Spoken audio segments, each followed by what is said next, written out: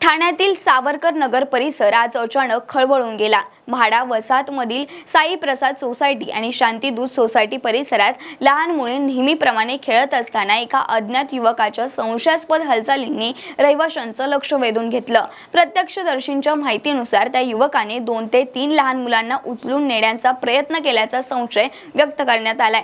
ही बाब लक्षात येताच परिसरात एकच खळबळ उडाली आणि संतप्त नागरिकांनी तातडीने त्याचा पाठलाग करत त्याला पकडलं। घटनेची माहिती मिळताच स्थानिकांनी प्रसंगावधान दाखवत संबंधित युवकाला वर्तक नगर पोलिसांच्या ताब्यात दिले। या घटनेमुळे संपूर्ण सावरकर नगर आणि म्हाडा परिसरात भीतीचं वातावरण निर्माण झालं असून पालकांमध्ये आपल्या मुलांच्या सुरक्षेबाबत चिंता वाढली आहे।